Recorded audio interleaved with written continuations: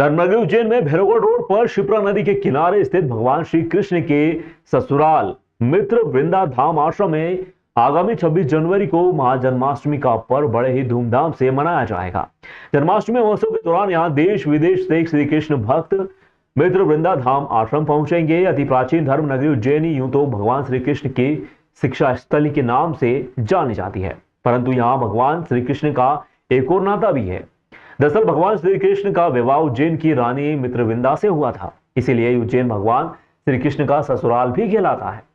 श्रीमद् भागवत कथा पुराण व विष्णु पुराण में वर्णित कथा के अनुसार मित्रविंदा राजा जयसेन की पुत्री थी। भगवान श्री कृष्ण ने मित्रविंदा से विवाह किया था। उज्जैन के भैरवगढ़ रोड पर शिप्रा नदी के किनारे स्थित आश्रम में मित्रविंदा का मंदिर भी स्थापित है। मंदिर के पुजारी पंडित गिरीश गुरु ने जानकारी देते हुए बताया कि यहाँ जन्माष्टमी पर्व पर भव्य आयोजन होता है। जन्माष्टमी को यहाँ महोत्सव ग्रुप में मनाया जाता है। प्रतिवर्षानुसार इस वर्ष भी 26 अगस्त सोमवार को जन्माष्टमी पर्व पर यहाँ मंदिर में ब्रज की रास मंडली द्वारा मनमोहक प्रस्तुति दी जाएगी। इस दौरान मंदिर को आकर्षक ढंग से सजाया जाएगा। यहाँ पहुंचने वाले भक्तों को फलाहारी प्रसादी का वितरण भी किया जाएगा। जन्माष्टमी पर्व पर बड़ी संख्या में भक्त भगवान श्री कृष्ण व माता मित्रविंदा के दर्शन कर सकेंगे। मध्य प्रदेश की धार्मिक राजधानी अवंतिका नगरी उज्जैन से भगवान श्री कृष्ण का काफी गहरा नाता रहा है। इस नगरी से भगवान श्री कृष्ण की कई कथाएं व मान्यताएं भी जुड़ी हुई हैं। भगवान श्री कृष्ण ने यहाँ पर महर्षि सांदीपनि आश्रम में रहकर शिक्षा ही ग्रहण नहीं की, बल्कि यहाँ उन्होंने उज्जैन की राजकुमारी मित्रविंदा से विवाह भी किया था। इसलिए उज्जैन की अवंतिका नगरी को उनका ससुराल भी माना जाता है। उज्जैन में जन्माष्टमी का पर्व 2 दिन तक मनाया जाता है। उज्जैन में भगवान श्री कृष्ण ने सांदीपनि आश्रम में भाई बलराम व मित्र सुदामा के साथ शिक्षा ग्रहण की थी।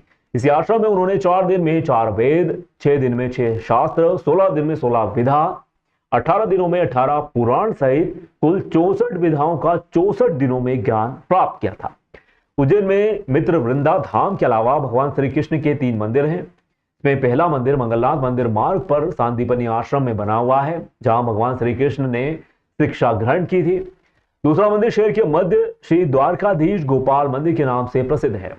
वहीं तीसरा मंदिर इस्कॉन मंदिर है। तीनों ही मंदिरों में भगवान के दर्शन हेतु श्रद्धालु भारी संख्या में पहुंचते हैं। श्री राधे। यहाँ जो है इतिहास की आपने बात करी है, तो इतिहास तो यहाँ का बड़ा अलौकिक है। महाकाल नगरी के नाम से उज्जैन की पहचान है।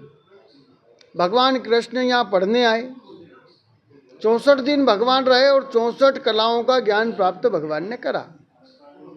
उसके बाद भगवान का यहाँ विवाह भी हुआ मित्रविंदा जी के साथ, जो यहाँ की राजकुमारी है। यहाँ के राजा थे जयसेन राजा और रानी थी राजादी देवी, जिनकी लड़की थी मित्रविंदा, जिनका विवाह भगवान कृष्ण जी के साथ स्वयंवर के अंदर हुआ। और मित्रविंदा जी 5वीं पटरानी है, जैसे रुक्मणी जी 1 और 5वें नंबर की मित्रविंदा जी। और यहाँ के राजा की लड़की अवंतिका नगरी उज्जैन वालों की बहन है, तो भगवान हमारे जीजा हैं, जमाई हैं। तो सारी दुनिया एक तरफ और जुरू का भाई एक तरफ, तो हम उसके लिए एक तरफ हैं, क्योंकि हम जो है मित्रविंदा जी के भाई हैं। और यहाँ ससुराल में जन्माष्टमी उत्सव बनाना, उसमें आनंद आता है। और अब के जन्माष्टमी का जो उत्सव है वो दिनांक 26 अगस्त सोमवार के दिन सायंकालीन भजन संध्या का आयोजन वृंदावन के रसिक महाराज आ रहे हैं। और रासलीला का भी आनंद होगा, झांकियों का दर्शन भी होगा। जिनके घर में छोटी छोटी बालिकाएं हैं वो मित्रविंदा जी बना के लाएं, और जिनके घर में बालक हैं वो कृष्ण बना के लाएं।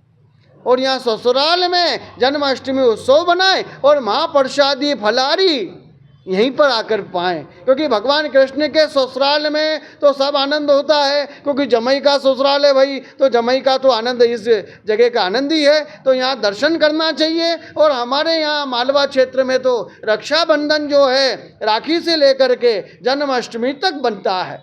तो ये मित्रविंदा जी तो बहन है, तो यहाँ बहन के पास रक्षाबंधन के उत्सव में जन्माष्टमी के दिन सब पधारें और दर्शन का आनंद पाएं। सायंकालीन 6 बजे से श्री कृष्ण मित्रविंदा धाम, भैरवगढ़ रोड, उज्जैन, मध्य प्रदेश। श्री राधे। 3,500 किलोमीटर की पैदल यात्रा कर अमरनाथ से रामेश्वर जा रहे सॉफ्टवेयर इंजीनियर कपिल ने उज्जैन में विश्राम कर वहां महाकाल के दर्शन किए। यात्रा मार्ग पर पौधारोपण भी कर रहे हैं। कोई भी व्यक्ति अगर कुछ सोच ले तो कोई भी काम आसानी से कर सकता है। इसीलिए शायद यह कहावत है कि व्यक्ति चाहे तो आसमान में भी छेद कर सकता है। इसी कहावत को चरितार्थ कर रहे दिल्ली की मल्टीनेशनल कंपनी में सॉफ्टवेयर इंजीनियर के पद पर पदस्थ का जिनका नाम है कपिल सिंह। जी हाँ, वह कश्मीर की अमरनाथ गुफा से रामेश्वर तक की 3,500 किलोमीटर की पैदल यात्रा पर निकले हैं। कपिल 2,000 किलोमीटर की यात्रा पूरी भी करते हुए महाकालेश्वर मंदिर में दर्शन करने के लिए पहुंच गए। यहां उनकी पत्नी समेत परिवार के लोगों ने उनका हौसला बढ़ाया। कपिल अमरनाथ से जल लेकर रामेश्वर तक की करीब 3,500 किलोमीटर की पैदल यात्रा पर 30 जून को निकले थे। कपिल ने बताया कि अमरनाथ से गोल्डन टेम्पल, महाकाल मंदिर, ओमकारेश्वर मंदिर आदि योगी बाबा दर्शन करते हुए रामेश्वर में दर्शन करने पहुंचेंगे। कपिल अपनी यात्रा के दौरान रोज पौधारोपण कर पर्यावरण बचाने का संदेश भी दे रहे हैं। अमरनाथ से पैदल चलकर करीब 2,000 किलोमीटर की यात्रा 55 दिन में पूरी कर अब उज्जैन पहुंचे। कपिल ने कहा कि खाने पीने व देखभाल के लिए साथ में एक गाड़ी भी चल रही है। रोजाना कई लोग बीच में मदद भी करते हैं, कई बार मंदिरों में सो भी जाते हैं। कपिल ने कहा कि मल्टीनेशनल कंपनी ने मेरे प्रण को देखते हुए मुझे 4 महीने की छुट्टी दी है। अगले 2 माह में करीब 1,500 किलोमीटर और पैदल चलकर अपनी यात्रा पूरी करूंगा। मेरी जो यात्रा है वो अमरनाथ से रामेश्वरम की है और अमरनाथ से मैं 30 जून को चला था और अब तक मैं मतलब महाकालेश्वर मंदिर पहुंच चुका हूँ आज। और आज फिर मैं अपनी यात्रा आगे स्टार्ट करूँगा ओमकारेश्वर के लिए। ओमकारेश्वर आगे रामेश्वरम। कहाँ का है? मेरा जो रूट है वो अमरनाथ से गोल्डन टेम्पल, दिल्ली में मरघट वाले बाबा, फिर उज्जैन, फिर ओमकारेश्वर, आदि योगी और रामेश्वर। कितना किलोमीटर अब तक चल लिया? तकरीबन 2,000 किलोमीटर के आसपास कंप्लीट कर लिया। और पैदल यात्रा क्यों? पैदल यात्रा। और क्या कैसे होता है? खाने पीने का मेरे साथ में एक गाड़ी चलती है, उसमें खाने पीने का, रहने का, उन सब की सुविधा है उसमें। तो रात आप उसमें गाड़ी में? नहीं, रात हम लोग कहीं मंदिर में या कहीं ढाबा होटल यहाँ गाड़ी में नहीं बैठते। क्या कारण है, क्यों आप पैदल चल रहे हैं? ये एक सपना है मेरा जो मुझे भोले बाबा ने दर्शन दिए थे और सपना आया था मुझे, उसको मैं पूरा करने लगा। कितने दिन में यात्रा पूरी होने की अभी आपको संभावना है?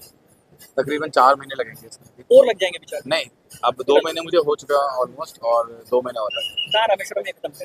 हाँ रात तो कोई जल वल भी लेके जा रहे हैं? हाँ, ये है ना जल, अमरनाथ बाबा का जल है। हाँ। ये मैंने अभी यहाँ चढ़ा है आधा और उसके बाद अभी ओमकारेश्वर फिर रामेश्वर। सुबह गुना से मां व भांजे के साथ उज्जैन दर्शन करने आया युवक शिप्रा नदी में नहाने रामघाट पहुंचा और नदी पार करने के चक्कर में गहरे पानी में डूब गया। तैराकों ने शव को नदी से बाहर निकाला, पीएम के लिए जिला अस्पताल पहुंचवाया। धीरज अहिरवार पिता श्यामलाल 40 वर्ष निवासी राघवगढ़ गुना अपनी मां विमलाबाई, भांजे सुदामा के साथ उज्जैन दर्शन करने के लिए आया था। तीनों शिप्रा नदी में स्नान करने रामघाट पहुंचे। सुदामा ने बताया कि मैं घाट पर बैठकर शैंपू लगा रहा था, तभी मामा धीरज ने कहा कि मैं नदी पार करके आता हूं। वह तैरते हुए बीच में नदी में चले गए, गहरे पानी में डूबने लगे।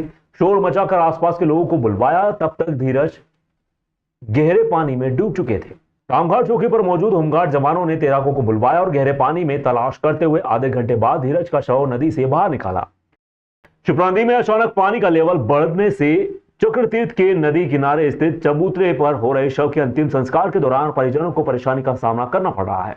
अंतिम संस्कार प्रक्रिया के दौरान चक्रतीर्थ घाट पर पानी नहीं था। बुधवार को शिप्रा नदी किनारे सुबह करीब 10 से 11 बजे के बीच अपने परिजन की अंत्येष्टि कर रहे कुछ लोग उस वक्त परेशानी में पड़ गए जब शिप्रा नदी का जलस्तर अचानक से बढ़ गया।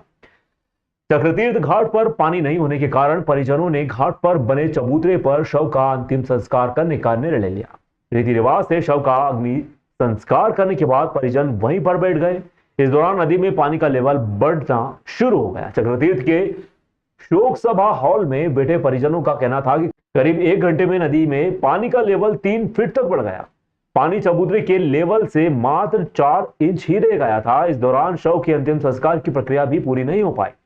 नदी में पानी का लेवल और अधिक बढ़ने की आशंका के चलते परिजनों ने घी व अन्य सामग्री का उपयोग किया ताकि दाह संस्कार की प्रक्रिया तेजी से पूरी हो सके। दबंगों द्वारा कीमती मकान हथियाने के लिए एक गरीब परिवार को परेशान किया जा रहा है। न्याय पाने के लिए परिवार दर दर की ठोकरें खाता नजर आ रहा है, लेकिन अभी तक उसकी सुनवाई नहीं हुई। आज शाम को उज्जैन प्रेस क्लब में अपनी आपबीती सुनाते हुए उज्जैन जिले की बड़नगर तहसील के नयापुरा में रहने वाली पीड़ित ममता ने बताया कि वह हाट ठेले पर जूते चप्पल बेचकर अपने परिवार का गुजारा करती है। मोहल्ले में रहने वाले एक समाज के लोग उसका पुश्तैनी मकान सस्ते में बेचने के लिए दबाव बनाकर झूठे आरोप लगाकर परेशानी में डाल रहे हैं। इसकी शिकायत पुलिस थाने में भी की गई है, लेकिन कोई कार्रवाई नहीं हुई। पीड़िता ने बताया कि संबंधित थाने पर जब शिकायत करना चाही तो घंटों पुलिस ने थाने पर परिवार सहित बिठाए रखा। बाद में साधारण धाराओं में प्रकरण दर्ज किया गया।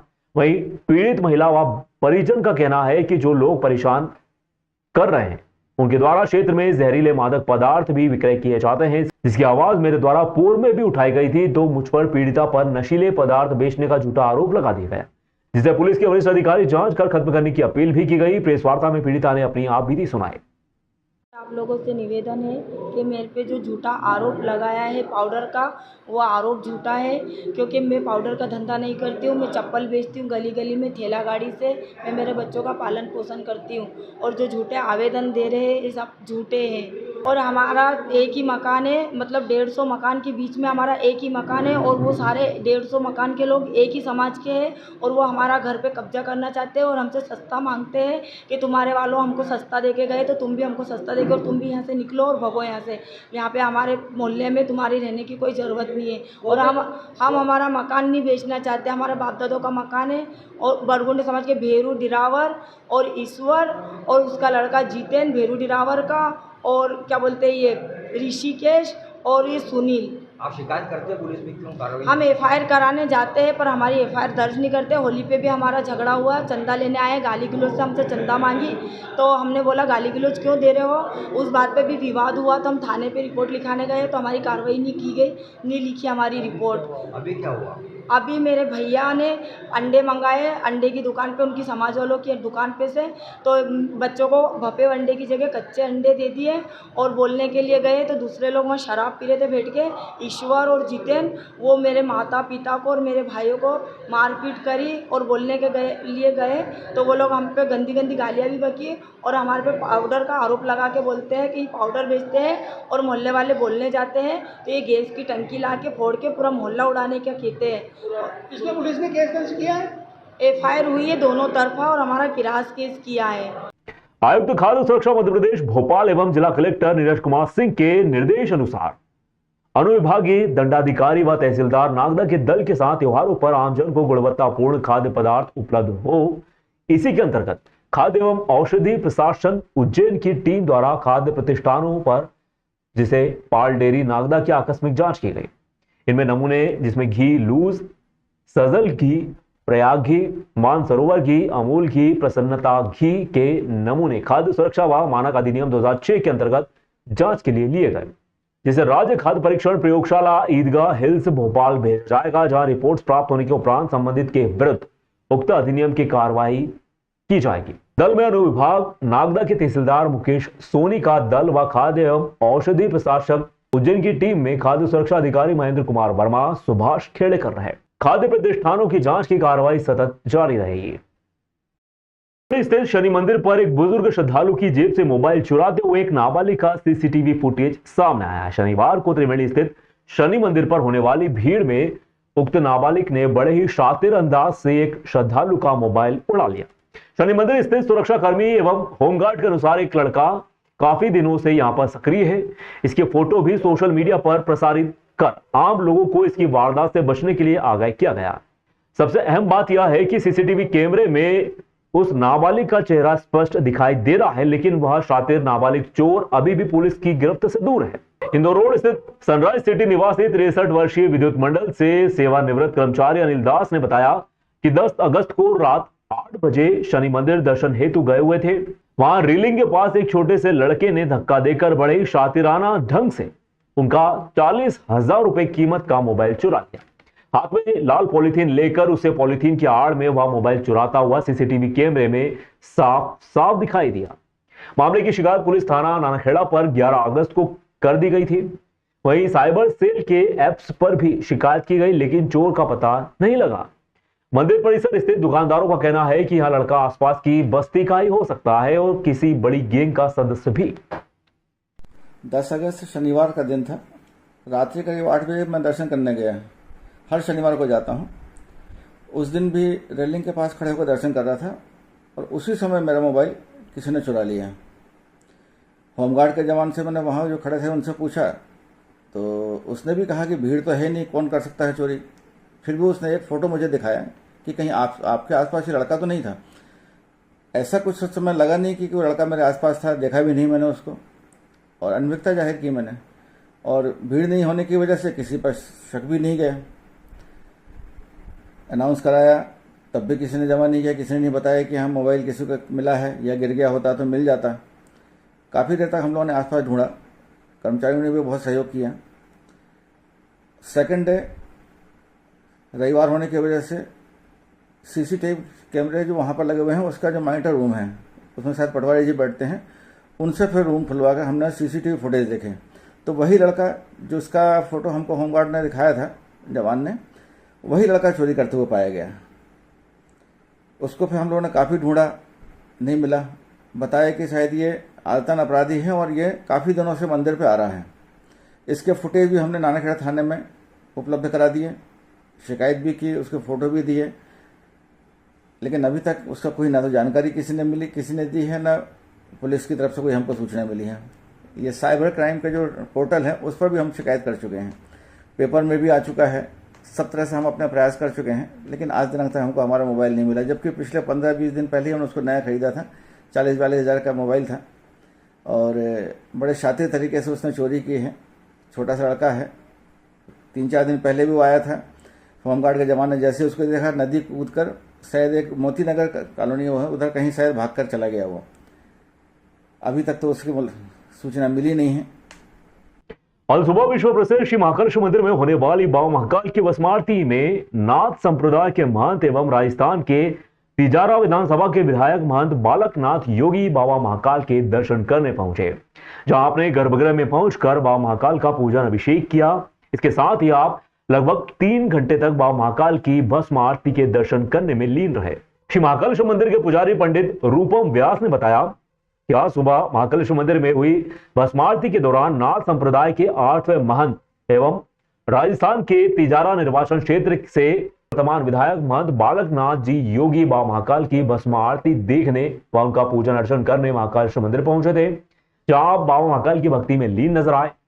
आपने गर्भगृह में पहुंचकर भगवान की विशेष पूजा अर्चना की, तो वहीं नंदी हॉल में बैठकर पूरी भस्म आरती भी देखी। इस दौरान आपके साथ भरतरी गुफा के गादीपति रामनाथ जी महाराज भी मौजूद रहे, जिन्होंने भी बाबा महाकाल का पूजन अर्चन किया, भस्म आरती देखी। जानिए कौन है महंत बालकनाथ योगी। महंत बालकनाथ योगी जिन्हें बाबा बालकनाथ के नाम से बेहतर जाना जाता है, एक भारतीय राजनीतिज्ञ एवं राजस्थान के तिजारा निर्वाचन क्षेत्र 1 से वर्तमान विधायक भी हैं। वे बाबा मस्तनाथ विश्वविद्यालय BMU से हतक हरियाणा के कुलाधिपति भी रहे। वे हिंदू धर्म के नाथ संप्रदाय के 8वें महंत भी हैं। 29 जुलाई 2016 को महंत चांदनाथ ने एक समारोह में बालकनाथ योगी को अपना उत्तराधिकारी घोषित कर दिया था। देखिए, हम तो महाकाल से एक ही प्रार्थना है कि हमारा उनसे उनके श्री चरणों में इस स्थान पर और उनकी परंपरा से संत जीवन के अंदर हम समाज की सेवा के अंदर लगे हैं और यही प्रार्थना करते हैं कि सबका कल्याण। प्रदेश सरकार के उप मुख्यमंत्री राजेंद्र शुक्ल ने आज अपने उज्जैन प्रवास के दौरान बाबा महाकाल एवं मंगलनाथ मंदिर में दर्शन कर पूजा अर्चना की, वहीं आशीर्वाद प्राप्त किया। प्रदेश सरकार के उप मुख्यमंत्री राजेंद्र शुक्ल आज उज्जैन पहुंचे और विभिन्न मंदिरों में दर्शन करने के लिए भी पहुंचे। उन्होंने सुबह मंगलनाथ मंदिर में दर्शन कर भात पूजा की, वहीं दोपहर को महाकाल मंदिर जाकर बाबा महाकाल के दर्शन कर पूजा अर्चना की गई। इस दौरान उन्होंने गर्भगृह के बाहर से पूजा अर्चना की। वहीं दर्शन के बाद मंदिर समिति द्वारा उप मुख्यमंत्री को महाकाल की तस्वीर व प्रसाद भेंट कर सम्मानित किया गया।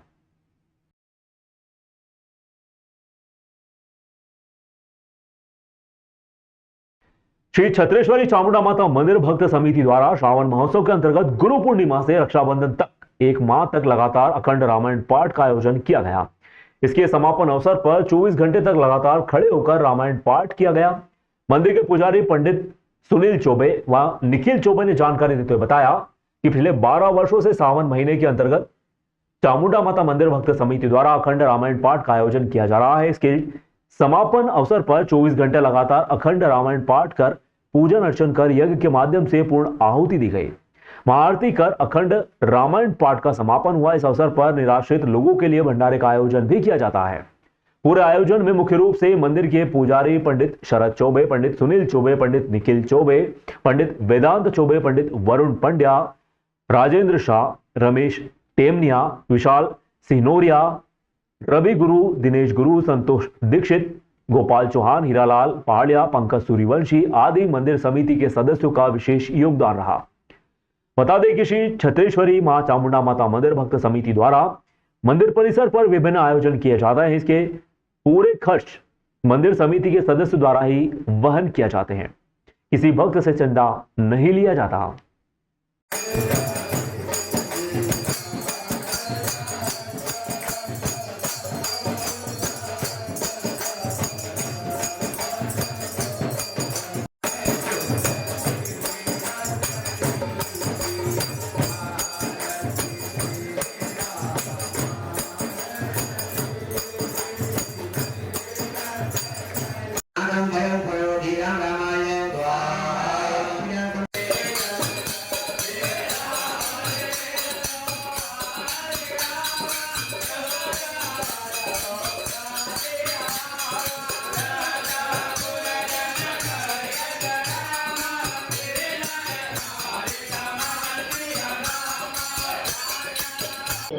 श्री छत्तेश्वरी चामुंडा माता मंदिर प्रांगण में श्री गुरु पूर्णिमा से रक्षाबंधन तक श्री रामायण जी का पाठ निरंतर किया जाता है एवं 12 वर्षों से यह पाठ किया जा रहा है श्रावण मास में।